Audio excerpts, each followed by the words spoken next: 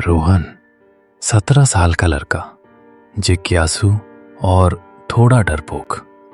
नेहा 16 साल की लड़की, रोहन की कजिन, साहसी लेकिन समझदार। बाबा वीर 60 साल के गांव के बुजुर्ग, रहस्यमयी और अनुभववान। रात गहरी हो चुकी थी। पूरा गांव सन्नाटा सा था। हवा में ठंडक थी और दूर कहीं कुत्तों की भौंक सुनाई दे रही थी। रोहन अपने घर की छत पर खड़ा था और नेहा के साथ बात कर रहा था। नेहा, तुम सच में जाना चाहती हो उस हवेली में? मुझे तो यहाँ खड़े रहकर भी डर लग रहा है। अरे रोहन, डर मत, बस साथ रहना। डर की कोई बात नहीं है। या फिर तुम हमेशा डरते रहोगे? आखिर कब तक तुम ऐसे डरते रहोगे? डर का सामना करना सीखो रोहन। तुम लड़के होकर भी इतना डरते हो। मुझे देखो, मैं लड़की होकर भी इतना नहीं डरती हूँ और डर का सामना करती हूँ। दोनों ने फैसला किया कि आज की रात में वे हवेली के रहस्य का पता लगाएंगे, लेकिन उन्हें पता नहीं था कि ये निर्णय उनकी जिंदगी बदल देगा।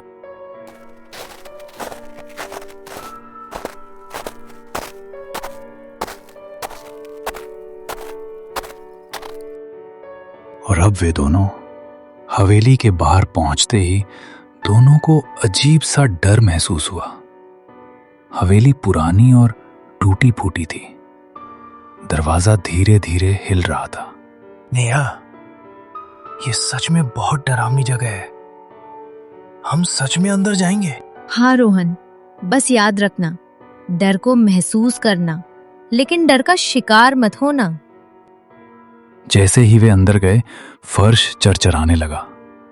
कमरे में पुरानी तस्वीरें टूटी हुई थीं। अचानक एक तस्वीर गिरती है और रोहन का दिल जोर जोर से धड़कने लगता है। नेहा, ये तस्वीर देखो, ये आदमी हमारी तरफ देख रहा है।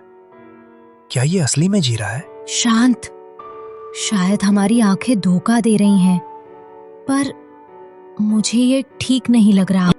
और तभी वहां पर वही बूढ़ा आदमी लालटेन लेकर उनके पास आता है।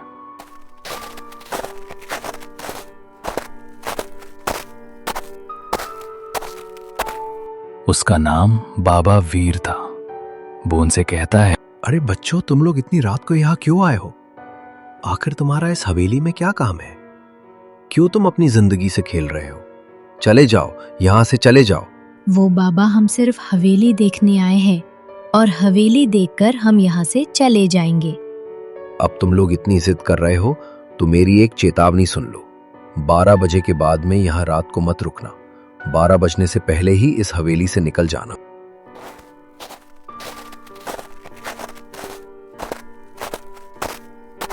और अब जैसे ही दोनों हवेली के ऊपर वाले कमरे में पहुंचे, ठंडी हवा की एक तेज लहर उनके चेहरों से टकराई।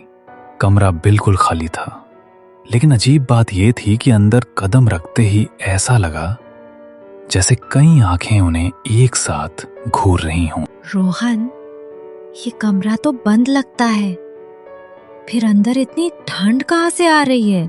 मुझे कुछ नहीं पता है और मुझे ये जगह भी ठीक नहीं लग रही है। हम यहाँ से चलते हैं। और तभी नेहा को कोने में रखी एक लाल किताब दिखाई देती है। वो उस किताब की ओर बढ़ती हुई जाती है और उस किताब को उठा लेती है। और रोहन उस किताब को छूने से नेहा को रोकता है और कहता है, नेहा, इस किताब को मत छुओ। क्या पता इस किताब में क्या होगा। और वैसे भी इस कमरे की सारी चीजें सड़ चुकी हैं और ये किताब अभी भी वैसी की वैसी है। आखिर इस किताब में कुछ तो गड़बड़ है। देखो, इसके पन्ने आज भी नई किताब के जैसे ही हैं। रोहन, अब यहाँ तक आए हैं तो अब इस किताब को भी देख ही लेते हैं पढ़कर। आखिर इस किताब में ऐसा क्या लिखा है? शायद हमें कुछ जानने के लिए मिल जाए। और अब नेहा उस किताब के पन्ने पलटने लगती है और उसे पढ़ती है। किताब में लिखा था कि इस हवेली की असली मालकिन लक्ष्मी थी, एक बेहद दयालु और सुंदर स्त्री। लेकिन गांव में अफवाह थी कि लक्ष्मी पर कोई बुरा साया है।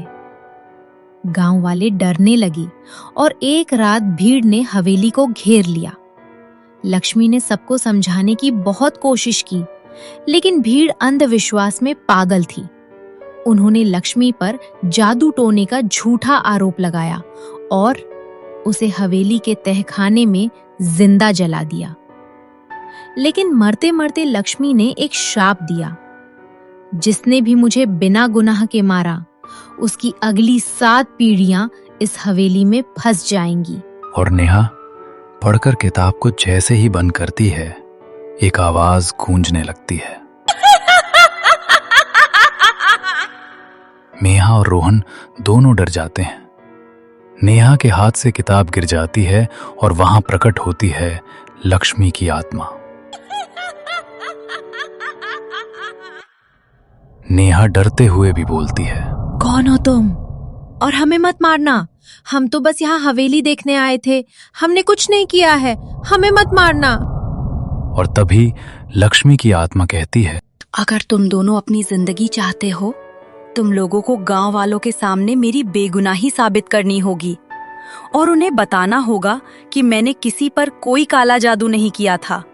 मुझ पर गलत ही आरोप लगाए गए थे और तुम्हें मेरी आत्मा की शांति के लिए यहाँ दीप जलाने होंगे।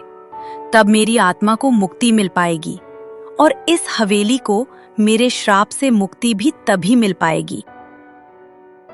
और अब नेहा और रोहन सारे गांव वालों को लक्ष्मी की सारी सच्चाई बताते हैं और उन लोगों के सामने बेगुनाही साबित करते हैं। और अब उन गांव वालों को अपनी गलती का एहसास होता है और वो लक्ष्मी की आत्मा से माफी मांगना चाहते हैं।